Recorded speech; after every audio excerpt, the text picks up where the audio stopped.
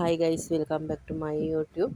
අද රෙසින් ආර්ට් එකක් කරන්න කියලා දෙන්නේ. ඉතින් මෝල්ඩ් එකක් ඕන වෙනවා. ඒ වගේම යොගට් හැන්දක් ඕන වෙනවා. කවලම් කරන්න කෝප්පයක් ඕනේ. ආය හැන්දක් ගන්නවා මෙෂර් කරන්න.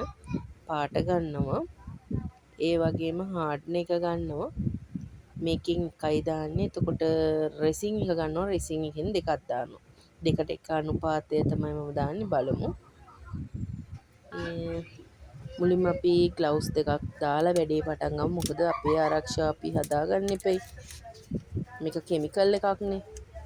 ඉතින් පුළුවන් තරම් ඔයාලා උත්සාහ කරන්න මාක්ස් එකකුත් දාගෙන ග්ලව්ස් දෙකක් දාලා මේ වැඩ පටන් ගන්න. හරි එහෙනම් අපි වැඩේ පටන් ගමු ග්ලව්ස් දෙක දාගෙන. ඔයාලට ආයෙ මං කියන්න ඕනේ මෙතන මං අරන් තියෙන දේවල්.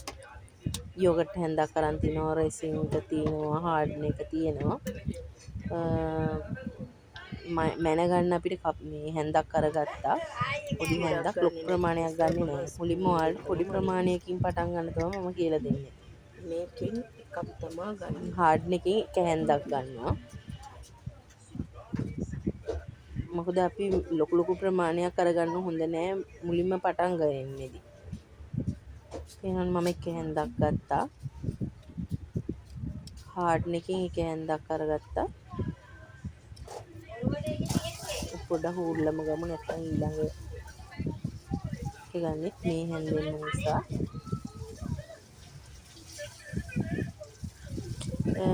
බින්දුවක්වත් ඉතින් අපතේ යවන්න එපා. මොකද මේ රෙසින් කියන්නේ ලාභ අයිටම් එකක් නෙවෙයිනේ, ටිකක් ගණන්නේ. ඉතින් අපි පුළුවන් තරම් නාස්ති අවම කරලා පරිස්සමින් වැඩ කරමු. රෙසින් එකකින් අපි හැන්දි දෙකක් දානවා. ඒක හાર્ඩ්නර් එකෙන් තමයි අපි හැන්දක් දැම්මේ.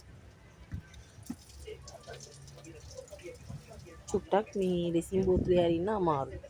ඒක හරිය තදයි. මොකද මේ අතින් අල්ලනකොට අතේ ගෑවෙනවනේ. ඉතින් රෙසින් බෝතලෙන් අපි මේ හැන්දි දෙකක් දාගන්නවා. චුට්ටක් එක බලයි. මම තාම රෙසින් ගෙනල්ලා අලුත්. කියන්නේ බෝතලේ අලුත්. මේ හින්දා ගොඩක් තියෙනවා රෙසින් එකේ.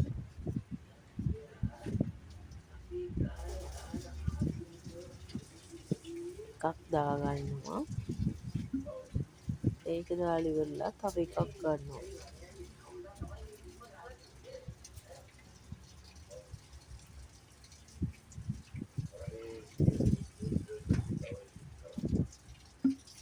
හරි දෙකක්.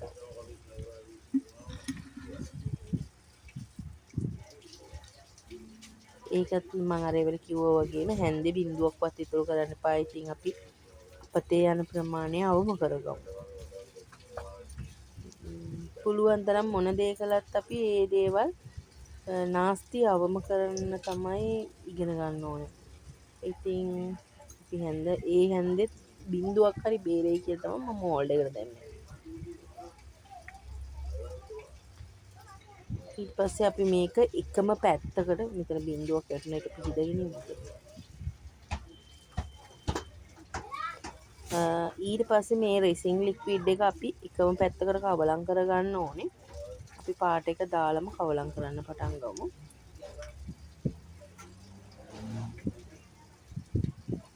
හරියටම විනාඩි 5ක් එකම පැත්තට කරකවන්න ඕනේ. කවලම් කරගන්න. ඔයා කවලම් කර ගැනීමේදී තමයි මේක හයි වෙන ප්‍රමාණය වෙනස් වෙන්නේ. ඔයා කවලම් කරන ප්‍රමාණය විනාඩි 5ක්වත් කවලම් කරන්නේ නැත්නම් මේක හයි වෙන්නේ නැහැ. මේක සමහර විට රබර් වගේ වෙන්න පුළුවන්. කිසිම වැඩකට නැති දෙයක් වෙනවා නැත්නම් අපරාධේ. ඒ හින්දා අනිවාර්යෙන් එකම පැත්තකට හරියටම විනාඩි 5ක් හරි විනාඩි 5කට වැඩි හරි කවලම් කරන්න ඕනේ. කොයි වෙලේවත් අනිත් පැත්ත කරවන්න එපා. හරියටම විනාඩි 5 කරකවන්න. ඔයා මේ අතරම කරකවන්න කියන්නේ මම කවලම් කරන්න කියන විදිහට. මේ පැත්ත කවලම් කරන්න එපා. එකම පැත්තකට තමයි කවලම් කරන්න ඕනේ. එකම අතර විනාඩි 5ක් කරකවලා මොකද හරියටම විනාඩි 5 මතක තියාගන්න. 5 හරි 5ට වැඩි හරි. මම විනාඩි 5ක් මේක කවලම් කරගෙන ආවේ. මේ පාට එක පැත්තකින් තියෙන මීමුටි කවලම් කරගත්ත එක මෝල්ඩ් එකකට දාගමු. මෙන්න විනාඩි 4මාරක් දැන් මේක විනාඩි 5කට වඩා මං කවලම් කරගෙන තියෙන්නේ. මොකද විනාඩි 5ක් හෝ 5ට වැඩි. අනිවාර්යෙන් 5කට වැඩි කවලම් කරගන්න. මොකද මේ 5කට වඩා කවලම් වුනේ නැත්නම් මේක ඒ දෙක ලික්විඩ් දෙකක් නේ. ඒ දෙක හොඳට කවලම් වෙන්න ඕන. ඔයාලට හොඳට තේරෙනවා ඒ දෙක හොඳටම කවලම් වුණා කියන්නේ භාජනේ රත් වෙනවා. ඒ කප් එකෙන් අතර රස්නයක් දැනෙනවා. ඒ හොඳටම කවලම් වෙනකොට ඒ දෙක අතර පීඩනයක් ඇති වෙලා හොඳට රත් වෙනවා. ඕනම කෙනෙකුට තේරෙනවා මේ දෙකේ පීඩනය වැඩි වෙලා අතර දැනෙනවා රස්නේ මේ කප් එකෙන්. ඉතින් අපි මෝල්ඩ් එකට දාමු. එහෙනම් මෝල්ඩ් එකට අරගෙන මෝල්ඩ් එකේ දූවි තියෙනවා නම් මෝල්ඩ් එකේ දූවි ටික පිහදලා දාන්න. ඒකට තමයි ලස්සනට හිටින්නේ.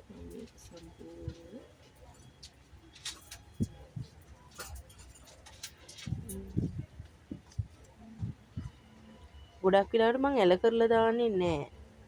මේකෙන් මෙහෙම දානකොට හරි පිළිවෙලකට දාන්න පුළුවන් මට.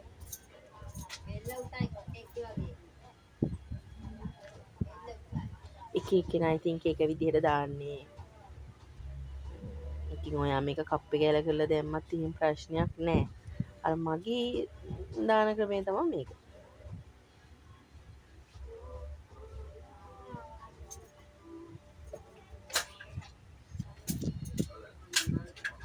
ඔන්න ඉතින් ආර අකුරට මම දාගත්තා. ඉතින් තව ලික්විඩ් එක තියෙන නිසා අපි තව අකුරක් දෙකක් දාගමු. එතකොට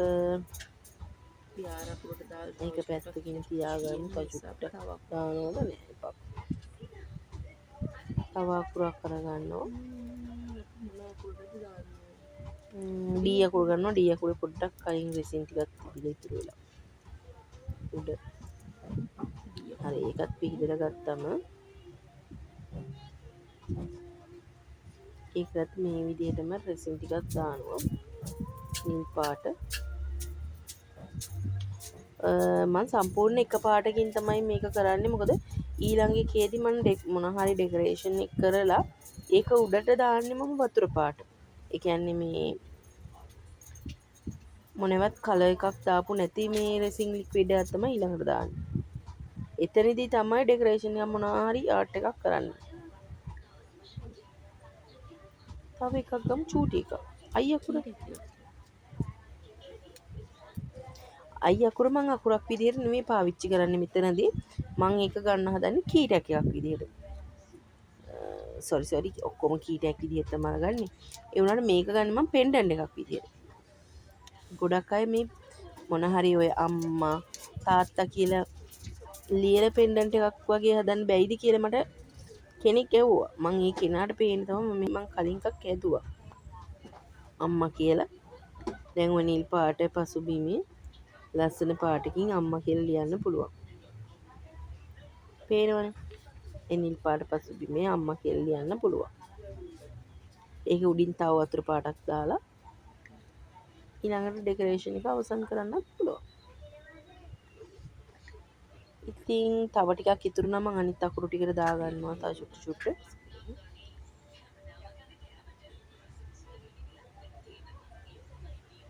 මේක ඉතින් ප්‍රෙෂර් තියෙන අයටත් හොඳයි. මොකද හිත හරි සංසුන් වෙලා හිමීට වැඩ ටික කරගෙන යන්නයි තියෙන්නේ.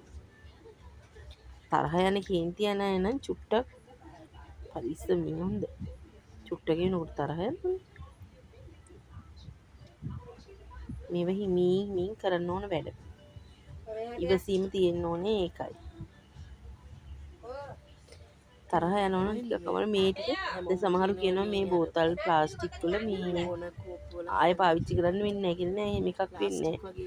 මේක මේ හයි වුණාට පස්සේ බෝතලෙට ඇලිලා ඉවර වෙලා හයි වුණ ගමන් මෙහෙම හැන්ද දාලා තියලා ටිකක් වෙලා පැය 24 යනකොට මේ කොට්ට ඇද්දු ගමන් අර ගම් මේ එකත් ගැලවිලා එනවා ඉටි කොලයක් වගේ. මේ වේ හදන්න බෑ හේයි. එහෙම මේ අමාරුවක් නෑ මේ බෝතලෙන් අයින් කරගන්න අය. බෝතලේ කලින් ගත්තා වගේම අලුත් බෝතලයක් විදිහට තියෙනවා. ඉතින් යෝගට් කෝප් වෙන්න ඕනෙත් නෑ. එහෙනම් ඉතින් ගිහින් එන්නම් ඊළඟ වීඩියෝ ඉතින් එකෙන් මේව දෙක බලමු ඊළඟ preparation එක මොකද වෙන්නේ කියලා. ඊළඟ වීඩියෝ එකෙන් සම්පූර්ණ වීඩියෝ එක බලමු.